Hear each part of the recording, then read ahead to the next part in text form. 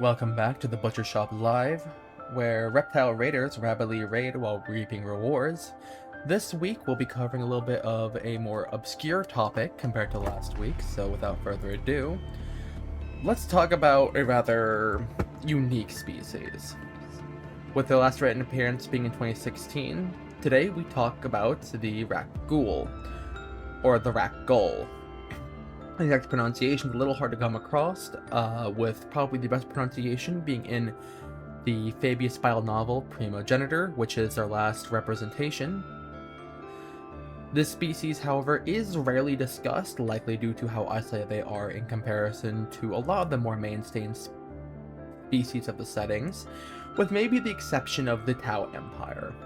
Yet, this faction does have no real ties to any other faction, save to two other rather obscure species, both of which are limited to the Koronus expanse, a location we'll be talking about later on as we go on in this discussion today. Yet, for a very brief synopsis, for those who are interested, the Rak'Gol might be compared to some of the other species like the Drukhari or even the Iron Warriors to some. This comes down to their societal habits, as well as the culture and their methods for raising up the ranks. For those of you who are familiar with Destiny, you could even maybe perhaps look at the Fallen for some ideas on how the Rak'Gol as a species functions. Yet, they are a very visually unique contrast in the setting overall, even compared to that of, the three flavors of space elves, the space orcs, the space dwarves, the blue cow people, and the 30-foot tall giant bugs that want to eat you. With their unique designs having largely laid the foundation for being one of my favorite species visually, even if we will likely never see these guys in any form on the tabletop. So, what is a Rak'Gol? In all fairness, little is actually known about the species, with the best example regarding sheer size is they tend to be about 2.6 meters long, or about 8.5 to 9 feet tall reptiles, with their main bodies consisting of a long serpentine structure with a skull with two eyes set into its skull in the deep recesses of it, while alongside the serpentine body, they tend to have 8 limbs, with the first 4 capable of shifting into hands. Now, I do add the caveat that they are not shapeshifters. Effectively, the muscles in the first 4 limbs in their feet/hand are capable of effectively readjusting their status. Effectively, they are able to pop out some of the toes to create thumbs, effectively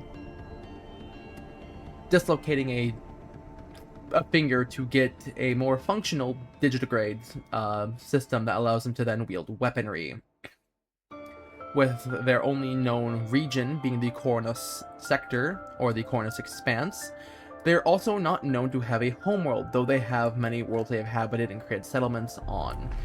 For quick reference, though we will go more in depth on this later, the Koronus expanse is specifically located in Imperial Nihilum, that is on the other side of the Cicatrix Maledictum from Terra, so they are on the same side as the planet of Baal, with Baal being effectively in the middle of Imperium Nihilus. The Koronus expanse is located in the Imperial Northwest, exactly opposite from Ultramar actually, with Ultramar tending to be in the southeast. So, what do we exactly know aside from how these species look?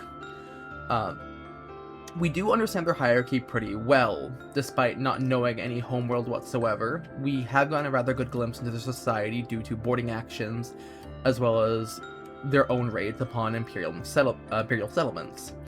They're very reminiscent to the Iron Warriors to some extent, with a very strict machinery-based hierarchy. Effectively, working your way up the society means that they tend to take on more and more prosthetics, bionics, and cybernetics, with even the source of these biometrics, these prosthetics and cybernetics varying the further and further up the ranks you get, having a deep focus on the overall art of the hunt and becoming as efficient as possible to effectively ascend into a killing machine. Hence the technology focus or technology driven nature of their society, with many of them, even the photo provided here, showing that they will take their upper two, like, front limbs and turn them into giant bladed shield arms, effectively, to protect the second rung of arms, which, for this photo in particular, is being used to wield a stubber.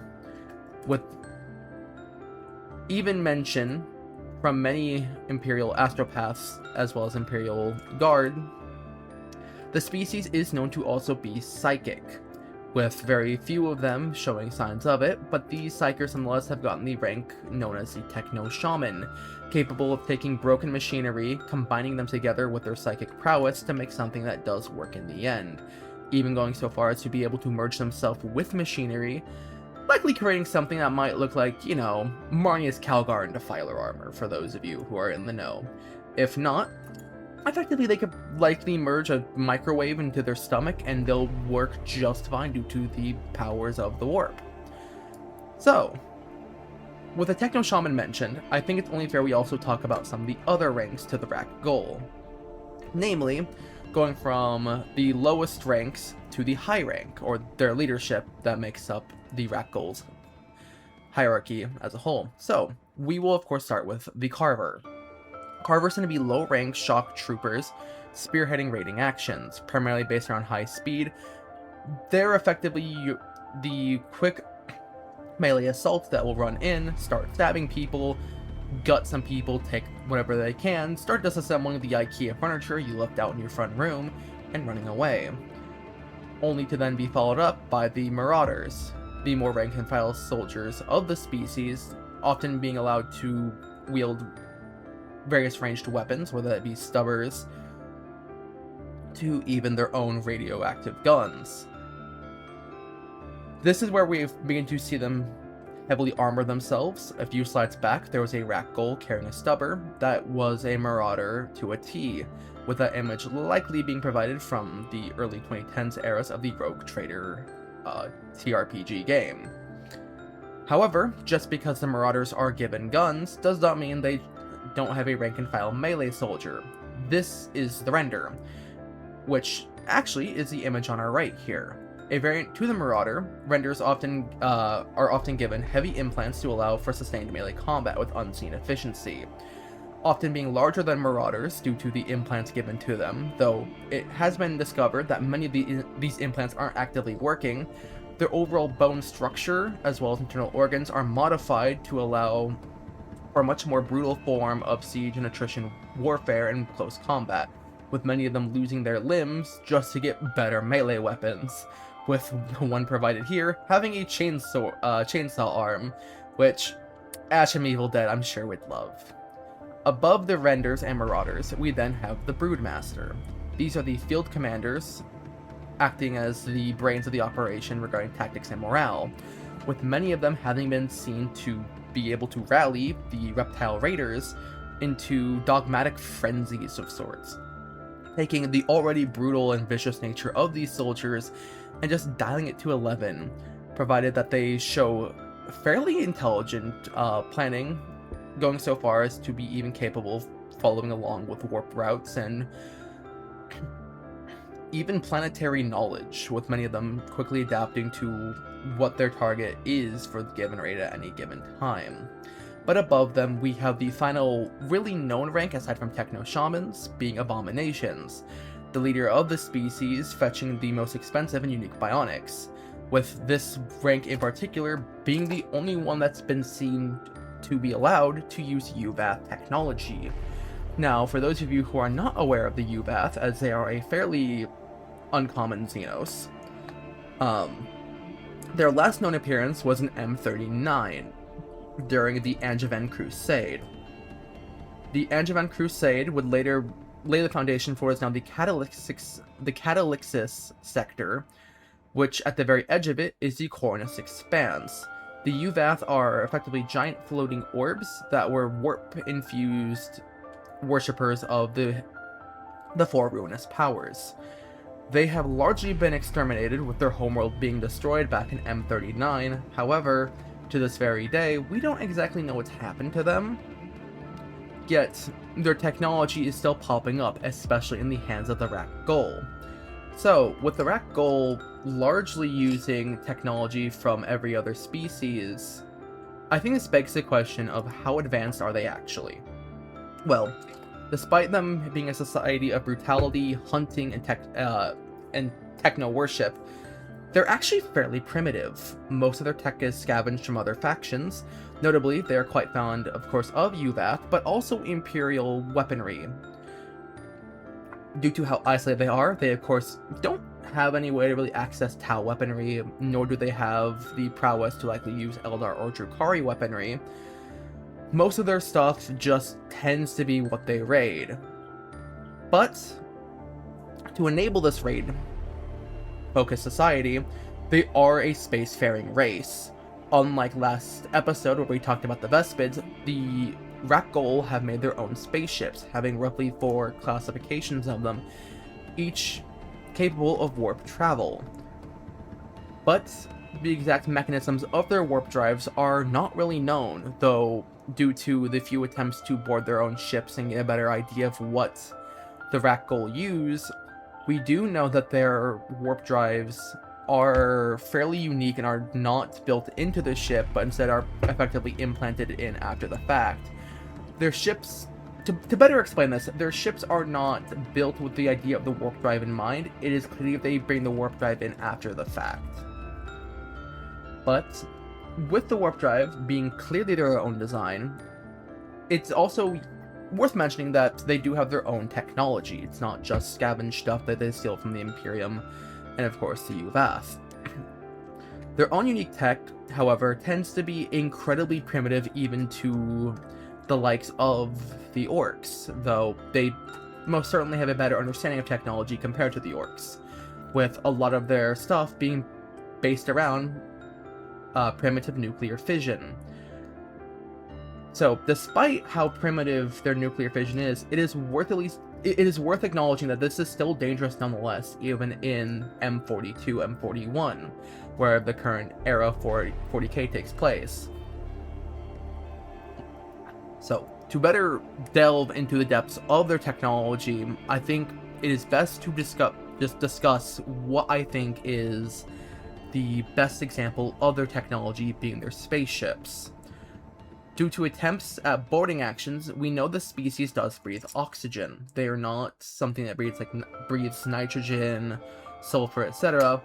But we know due to their hierarchy and the way their society works, they tend to let the workplace bleed into their home life, with the oxygen in these ships being very frequently tainted with lethal chemicals, though they don't really seem to mind. It's not like for you and me, where if we get a whiff of a very strong acid that's wafting through the air, we might be coughing our lungs out and trying to desperately get out of there to save our lungs. The Rak'Gol do not care. Dangerous chemicals and even lethal amounts of radiation are just fine to them. Which leads me into the notion that this species is either immune to radiation or incredibly resistant to it. So much so that the settlement worlds that they do control, where Rak'Gol settlements have been noticed from orbit, are referred to by the Imperium as rad worlds. Worlds that have been so heavily tainted by radiation that they're borderline lethal to go onto. Yet, the Rak'Gol just seem completely fine with this. And while mentioned previously, circling back to the spaceships as a whole, we are aware that they are capable of warp travel. However, they do not possess stellar fields like the Imperium and the Leagues of Otan. Instead, we are currently aware that they protect themselves from demonic incursions in the warp in the form of talismans, effectively adorning their ships with wards and small markings all across the hulls, while also placing their own little seals and talismans all over the outside, ensuring that they are effectively viewed as basically being invisible in the warp, with their souls most likely not even being a very large blip, like how humanity, their souls are effectively like light bulbs, or the Tau is more akin to matches. I would imagine the Rak'Gol are pretty close to the matches comparison. But we just don't have many examples of the Rak'Gol having encounters with chaos, and this is of course due to how limited this species has been given the spotlight, with most of their appearances being from 2010 to 2016 as of late. Yet, with the ships on the side here, I would like to first and foremost give my opinion on their designs being very reminiscent in my mind to the likes of the Vex and the Hive from Destiny, having various spires and barbs poking all out from underneath the armament of their ships. However, they also kind of give me that reminiscent feel of a Suros gun casing, like the outer shell of a gun from the Suros company in Destiny. I may be wrong by saying this, and many of you may disagree, but that is the first comparison I come to. They're very different and unique looking ships that have that very ominous vibe to them, and it's frankly, a lot of the art of their ships to me is very haunting in a way that just feels right for the grim darkness of the 41st millennium, or now the 42nd millennium. So, how dangerous is the species actually come the era of M42? I ask this question because going into the research of this video, a lot of other people who have made videos on the Rak'Gol really hype them up as effectively being like the techno-tyranids to some extent. And I'm gonna throw my hat in the ring and say I do not agree with that description for the Rak'Gol. As despite them being a spacefaring race, they have largely been limited to the Koronus expanse, only seemingly slipping out of it on a few occasions to areas like the Calixis sector, or even the Finial sector, being largely locked up in the galactic northwest, with no real documentation of them appearing in Sacramundi or Mordian. And there are some theories as to why, which we will discuss later. Due to the primitive technology as well, I don't see the species ever reaching the same widespread acclaim as, like, say, the Orcs, Drukhari, Eldari, or Tau have reached. They're not really capable of getting far, since their warp drives and even ship propulsion systems are based around radiation, as stated, nuclear fission technology, with the Imperium referring to their drives as stutter drives for the most part. They're capable of moving really fast, but they're not capable of being super maneuverable. They're impressive into Imperial Guard ships and the likes, though the moment you get Space Marines out there, I'm sure the species will begin to struggle. With, I think, the best comparison to them likely being the Silith, a snake-like xenos, largely working for the Drukhari, and the Lair, a 30k species of demonic snake worshippers that the Emperor's children came across. Yet, with their first real appearance only being in M41, they are just incredibly primitive. As stated, the Yuvath was an M39, being incredibly advanced in comparison. To this day, the Rak'Gol being first spotted, I believe, in M41 740, just haven't done much in comparison. Their technology has not advanced very far. They're still incredibly reliant on what they pick up and steal from everyone else. Which, while that's not a negative to them, it just goes to show that they're very good at what they do, but don't seem really keen on changing their ways, with the species being just hard to understand due to largely speaking in clicks, screams, and roars. They're a tonal species, just like the Vespid to some extent, though we just don't know how intelligent the Rak'Gol truly are, due to just how little is known about them and their inability to communicate. As the Vespid, we know their intelligence thanks to the Tau, as the Tau were able to bridge the gap for them. So with that aside, I think we need to now shift over to just some discussions regarding the Rak'Gol as we begin to close out the video. So, let's talk about some theories and whispers regarding the Rak'Gol. Due to the region of space they found themselves in, and having access to Yuvath technology, the Adeptus Mechanicus initially thought the Rak'Gol might have played a part in the Yuvath War during the Angevin Crusade, which led to the idea that the Rak'Gol might have been a slave species for the Yuvath. However, there's been nothing substantial to support this claim in 40k as a whole, with their first appearance nearly taking place 2,000 to 3,000 years apart. The Rak'Gol just don't show signs of really being present back then. And due to their attack habits, we also know they seem to be very defensive over alien ruins, though we know little about these ruins in particular. So as to why the Rak'Gol get incredibly defensive, we just don't know, as the Rak'Gol will sort of just wait in hiding around these planets for Imperium ships, largely run by rogue traders, to try and come in with xeno-archaeologists, only for a Rak'Gol ship to descend upon them and quickly take apart the ship for their own means.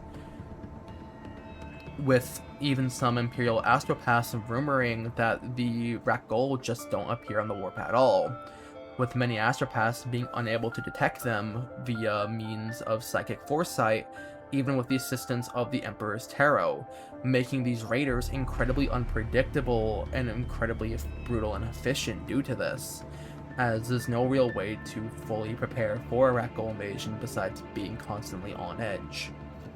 So due to their many fascinations, however, with machinery and raiding culture, I would like to propose my own thought in the ring as to why they're so defensive over these alien ruins. Now keep in mind, there is a tinfoil hat here, metaphorically speaking, as we kind of close out this video, as I am of the notion that the Rak'Gol might have been influenced by a Catan shard of the Void Dragon.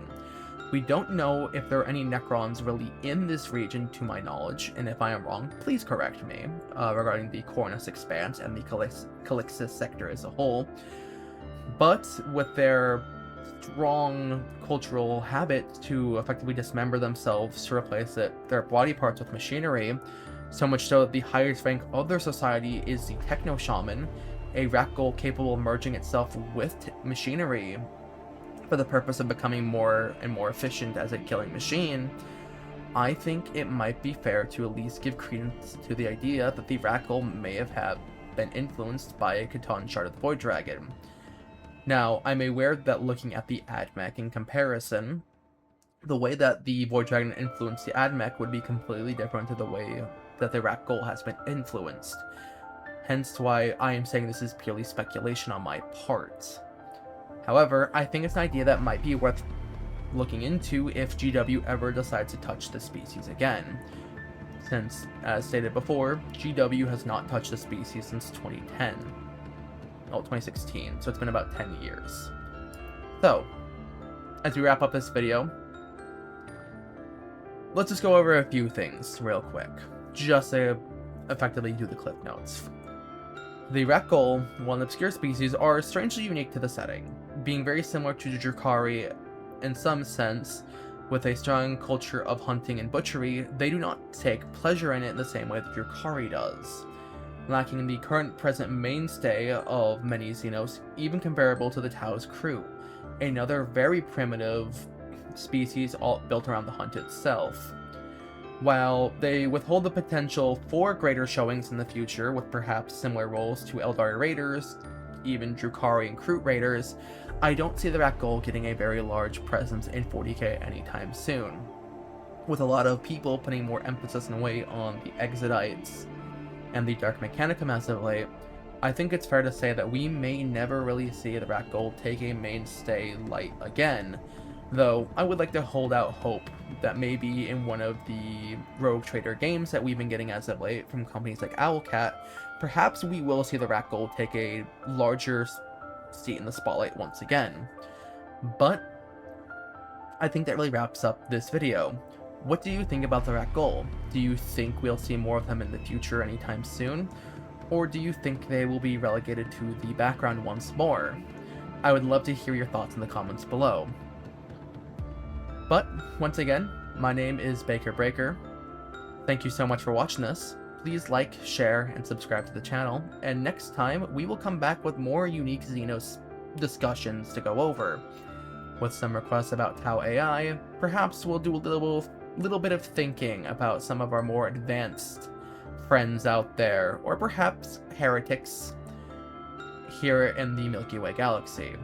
Thank you so much for watching. Good night out there.